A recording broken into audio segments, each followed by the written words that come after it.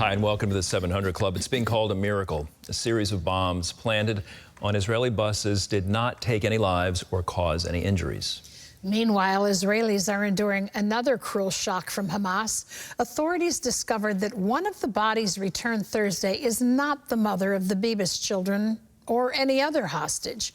CBN's Julie Stahl reports on the turmoil in Israel. Bombs exploded on 3 public buses Thursday evening in the central Israeli cities of Bat Yam and Holon.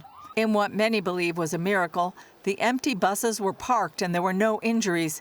The bombs had timers, and some suspect that they had been planned to go off during this morning's rush hour. Bomb disposal units discovered at least 2 other unexploded devices and other suspicious objects on public transport.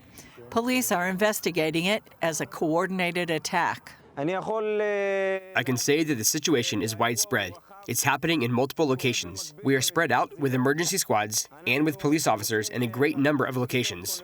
Prime Minister Benjamin Netanyahu ordered the IDF to carry out an intensive operation against terrorism centers in Judea and Samaria, where Israeli forces have been carrying out large-scale operations for months to uncover terrorist hubs.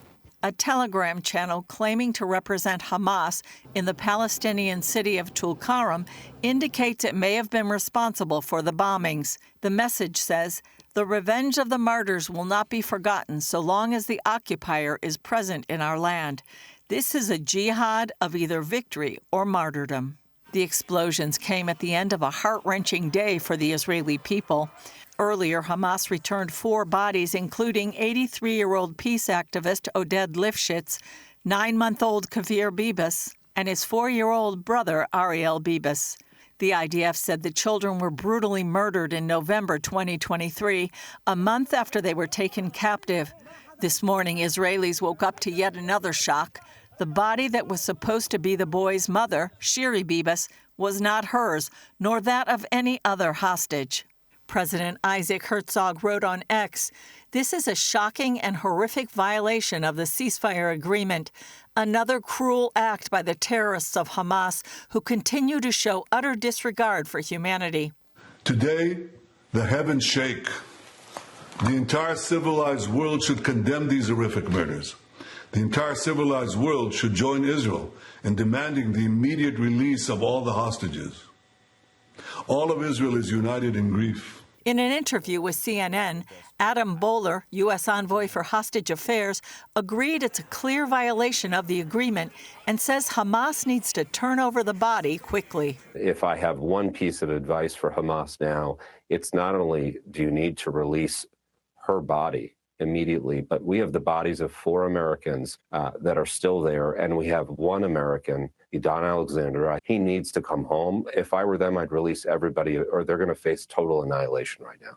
This weekend, Israel is due to receive the last 6 live Hamas hostages from the first phase of the agreement. Julie Stahl, CBN News, Jerusalem. Thank you, Julie. CBN Middle East Bureau Chief Chris Mitchell is with us now from Jerusalem. Chris, what is the reaction? And the story is evolving so quickly. Bodies returned or not who we were anticipating. There's a missing body of Shiri Bibas. What's happening?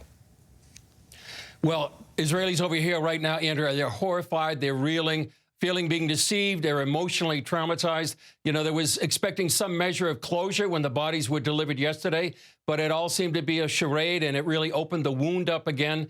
People are calling it psychological terror and manipulation, and some just simply demonic and evil. A lot of people are having compassion for Yarden, the husband and the father. And here's more of what Prime Minister Benjamin Netanyahu had to say. They languish in captivity until Hamas murdered them in cold blood.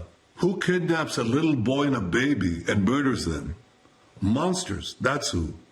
These Hamas monsters also cynically refused to bring back the boy's mother, Shiri, and send the body of a Gazan woman instead, in brazen violation of the agreement.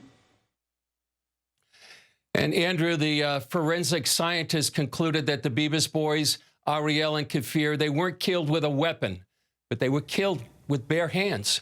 And Yarden the father told Hagari, the IDF spokesman, to let everyone know how cruel Hamas was to his sons. It's barbaric. Is Israel ready to go back to war now? The hostage agreement seems broken by these details. Is this about to escalate even further now? It really could, Andrew. It certainly is a huge violation to the agreement. And the IDF is poised and has been for several weeks now in and around Gaza to resume the war. But Israel would be at war now if it wasn't for the hostages. And so it's such a delicate tightrope that Netanyahu is walking. They say, both President Trump and Prime Minister Netanyahu, they'll be held to pay. But when and how? How do you destroy Hamas without risking the lives of the hostages? We have 6 more coming out tomorrow that are alive. 59 remaining, about 35 of them have already been condemned. They've already been negotiated that they were dead or discovered they were dead. That's why it's so important, Andrew, to be praying for wisdom for the leaders of Israel and comfort for the peace of the people of Israel. Chris, you know, one would think a lead today would have been the bus bombings that occurred, but we haven't even gotten to that yet. Tell us more about the response by the IDF to these bombings that occurred.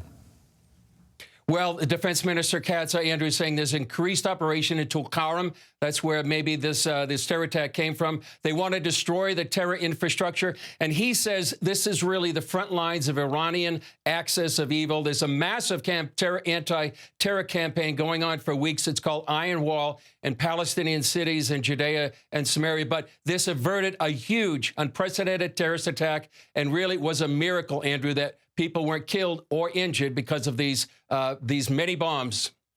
All right, Chris, thank you so much. Really appreciate being with us and your reporting.